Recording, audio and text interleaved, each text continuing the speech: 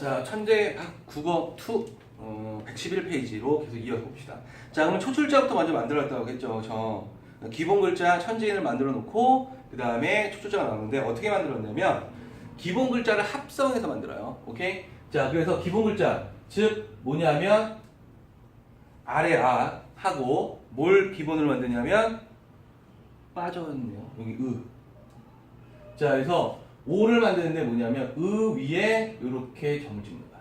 아래 아래를. 이해되죠? 그래서 지금 현대권은 연결시켜 놓은 거고 옛날에 이렇게 만들었고 그 다음에 아래 아래 이 다 기본 글자들이지. 그래서 왼쪽에 이렇게 점을 찍고 그 다음에 으와 아래하죠. 그래서 으를 적고 아래하를 밑에 그 다음에 이와 아래하죠. 이를 적고 아래하를 오른쪽에. 그래서 오, 어, 우, 아. 그래서 오, 아, 우, 어가 나타나게 된다는 거. 이해됩니까? 오케이? 자, 위처럼 아래아가 하나만 쓰인 오와 우어를 우리가 뭐라고 얘기했다고요? 초출자다라는 거. 그래서 얘를 우리가 초출자다. 그 다음에 각각의 초출자에다가 아래아를 한 번 더 붙여요. 하나씩 더 붙어 만들어진 요야 유여를 뭐라고 한다? 제출자라고 이야기한다. 그렇죠? 자, 그럼 제출자, 초출자 아까 앞에서 설명을 했지만 다시 한번 볼게요. 이게 처음 출자죠. 그렇죠? 이게 나타나다. 글자. 제출자는 다시 나타나다. 글자.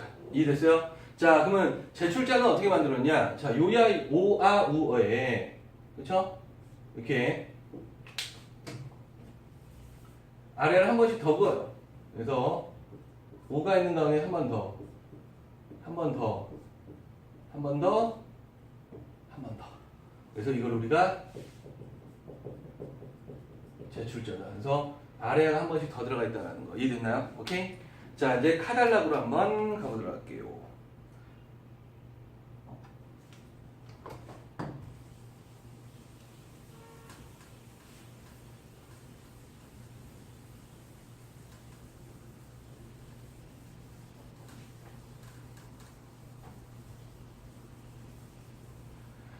자, 셋째, 중성 11자에는 속하지 않으나, 이제 중성에는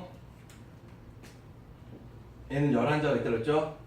중성 11자에는 이제 속하지 않으나, 다양한 소리를 기록하기 위해서 합용의 방식을 사용합니다.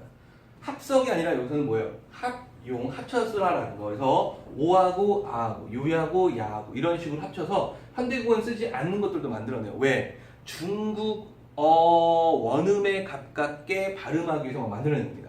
이해되죠? 그래서 이런 것들의 글자를 만들었다 이렇게 이야기를 하는 거예요. 이해되나요? 자, 여기서 다시 우리가 좀 위로 올라가서 볼 게 하나 있는데 추가해서 좀 제가 설명할 게 있는데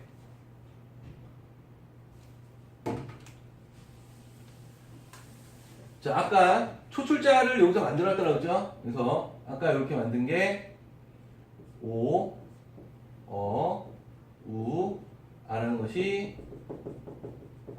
초출자가 되는 거고 그 다음에 요, 여, 유, 야가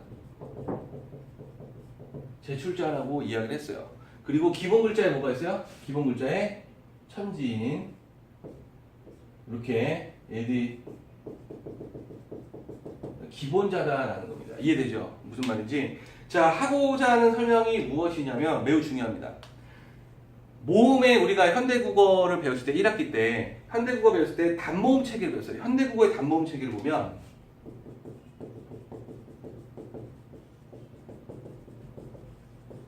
단모음은 10개입니다. 그럼 중세국어는 몇 개일까요? 라는 거야. 그걸 알아야 돼. 그치? 중세국어는 간단해요. 기본자는 단모음입니다. 초출자까지가 단모음이에요. 여기까지가 단모음이고 단모음이 7개라는 거야. 이해돼요? 무슨 말인지? 자, 그러면 현대국어는 10개고 중세국어는 7개니까 몇 개 차이가 납니까? 3개. 조심해야 되는 게 뭐냐면 아래아가 사라져. 그렇죠? 현대국어 안 쓰죠? 그러니까 아래아 대신에 또 하나가 추가되겠죠? 그러니까 4개가 새로 만들어집니다. 현대국어에서. 그래서 단모음이 10개인데 중세국어와 달리 추가되는 단모음이 뭐가 있어요? 저기 6개. 그러니까 오와 우어, 의, 이거 이외에 추가되는 걸 우리가 알아야 됩니다. 그게 뭐예요?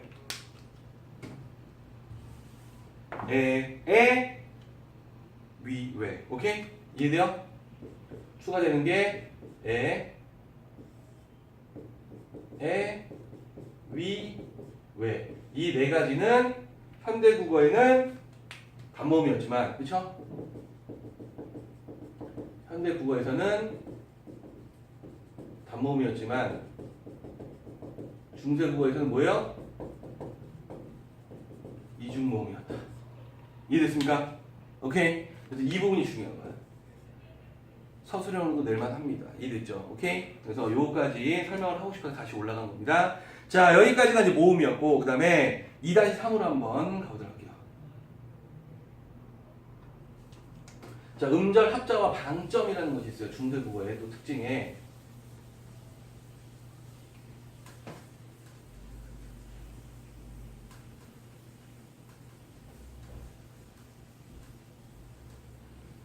자, 음절 합자라고 이야기하는 음절은 아까 우리가 앞부분에서 설명을 했죠. 소리음자에 끊을 절자를 쓰는데, 즉 한 번에 소리 낼 수 있는 발음의 단위, 한 번에 소리 낼 수 있는 소리의 덩어리라고 이야기를 했었죠. 그래서 음절을 이루기 위해서 합쳐 쓰라라는 거야.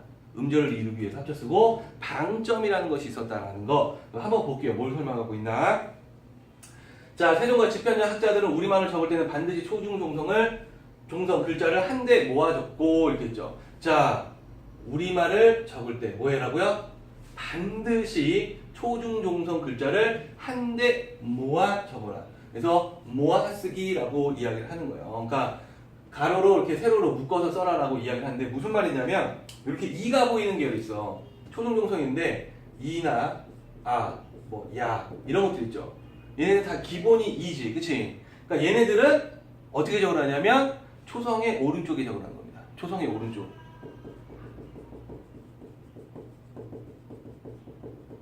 오른쪽에 적으라는 거고, 그 다음에 의계열들이 있어. 오, 그쵸? 막 이런 것들 있잖아. 이런 것들 보면 다 이게 의가 보이지, 그치? 얘네들은 초성 아래에다 쓰라는 게 바로 음절 합자라고 설명하는 부분이에요. 그래야지만이 이쁩니다, 글자가. 그러니까 세종대왕께서는 디자인까지 생각하신 거야. 무슨 말이냐면 여기 밑에 있는 거죠. 학교를 예를 들어서 옆으로 이렇게 히읗, 기역 요로 적지 말고 요렇게 적어라. 그러면 더 이쁘다. 그래서 합쳐서 적어라 이렇게. 이해됐어요? 합쳐서 적으라고 이야기한 것이 바로 음절 합자다라는 거. 두 번째, 성조를 나타내는 방점이라는 것이 있습니다. 성조를 나타내는 방점. 방점인데 방점을 글자 왼쪽에 찍어라라고 이야기합니다. 글자 왼쪽에 찍는 거예요. 우리가 이제 세종어제 훈민정음을 이제 보면서 거기서 방점에 대해서 설명을 할 건데요. 그 방점이 바로 성조를 나타냅니다. 우리나라도 사성체계였어요. 사성체계. 그러니까 성조가 4개가 있었는데 지금은 사라졌죠. 없어졌죠. 자, 점을 찍는 거다라는 거. 그래서 한번 보면 자, 이제 그걸 설명을 할 거예요. 훈민정음 해례본에서 아래야 유 이렇게 있죠. 그러니까 지금 보면 다 의가 보입니다. 그렇죠? 의가 보이고 독특하게 아래야. 자, 얘네 따위는 초성 뭐라고? 초성 아래 붙여 써라라는 거야. 초성 아래 붙여 써라라는 거. 그 다음에 이부터 여 뭐 이런 것들 있죠. 다 뭐가 보여요? 이가 보이죠? 이런 것들은 초성의 오른쪽에 붙여 써라라고 이야기한 겁니다. 그래서 무릎 글자는 자, 반드시 합해야만 음절을 이룬다라고 이야기했는데 이게 훈민정음 해례본에 그대로 나와 있어요. 무릎 글자는 한자로 나와 있어요. 이걸 풀어 쓴 거예요. 글자는 반드시 합해야만 쓴다라는 거야. 이해됐죠? 무슨 말인지? 그래서 부서법이다라고 이야기해요. 부서법. 부서는 부자가 붙을 부자에 서자가 쓰다. 붙여 써라. 따로 이렇게 따로 쓰지 말고 붙여 써라. 이해됐습니까? 오케이? 자, 왼쪽에 한 점은 이제 성조로 갑니다. 이건 성조예요. 성조. 왼쪽에 한 점을 넣으면 거성이다라는 거. 거성은 높은 소리. 왼쪽에 둘이면 상성이다라는 거야. 상성은 처음은 낮고 나중이 높은 소리. 그래서 낮은 에서 높은 소리니까 2개를 찍는 거고, 점이 없는 것은 평성이다. 그래서 평범한 평자죠. 그래서 평범한 소리, 낮은 소리를 이야기하고요. 그다음 입성이라는 것이 있습니다. 입성. 자, 입성은 점을 더하는 것은 같아요. 근데 촉급하다 이렇게 이야기합니다. 그러니까 입성은 촉급하다, 즉 끝을 빨리 닫으라는 겁니다. 그래서 조그만 것이 입성은 소리의 높낮이와는 관계없이 입성이라고 이야기한 건 소리의 높낮이와는 관계가 없어요. 뭐라는 거면 짧고 빨리 끝을 닫아라는 거야. 빨리 닫아라. 그래서 방점의 유무와 상관없어요. 방점이 있든지 없든지 상관이 없이 종성에 뭐가 있냐면 기역, 디귿, 비읍으로 끝나는 음절. 여기 하나 더 추가할게요. 시옷. 오케이? 이렇게 있으면 빨리 끝을 닫는 거야. 그래서 나락 시옷이 있으면 나락 락 끊어라. 이래요. 빨리 끝을 닫아라 라는 것이 입성입니다. 이해됐죠? 무슨 말인지? 그러니까 입성은 점하고 관련이 없어요. 그러니까 상성이면서 입성일 수도 있고 거성이면서 입성일 수도 있고 평성이면서 입성일 수도 있어요. 왜?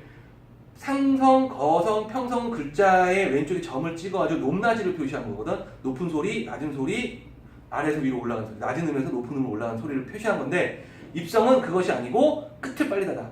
그러니까 상성이면서도 끝을 빨리 닫을 수 있어요. 나락 이렇게 이해돼요? 아니면 거성이면서 빨리 끊을 수도 있고 이해되죠?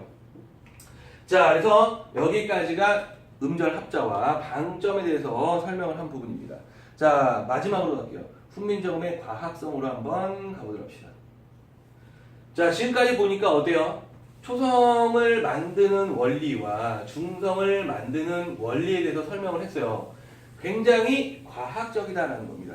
과학적이다라고 이야기한 거는 무슨 말이냐면 결국에 글자에다가 뭘 표시했다? 자질을 표시했다는 거야. 그러니까 이 글자들은 이런 것들로 이런 원리로 만든 거야. 상형의 원리, 가액의 원리, 상형의 원리, 합성의 원리 이렇게 만든 거야 라고 설명을 했기 때문에 굉장히 과학적이라는 거죠. 한번 봅시다. 그럼 이제 우리말 초성과 중성을 단위로하여 만든 음소 문자이면서 굉장히 중요한 내용이에요. 음소 문자 우리가 1학기 때 배웠죠. 운 할 때 음소와 운소로 이루어졌다. 그래서 음소는 뭐예요? 자음과 모음을 우리가 음소라고 이야기하죠. 자, 그래서 글자의 음은 자질까지 반영하고 있는 자질 문자이다라는 거야. 자, 이게 중요해요. 전 세계 유일하게 자질을 반영하고 있습니다. 이해되죠? 무슨 말인지? 그래서 음소 문자가 가장 발달한 문자라고 서양에서 이야기하는데 한국어, 우리나라 말은 음운에다 자질까지 표현했기 때문에 더 발달한 그런 글자예요. 그런데 우리나라 힘이 없죠. 그러니까 음운 자질 문자 이렇게 라는 것이 서양 사람들이 잘 몰라.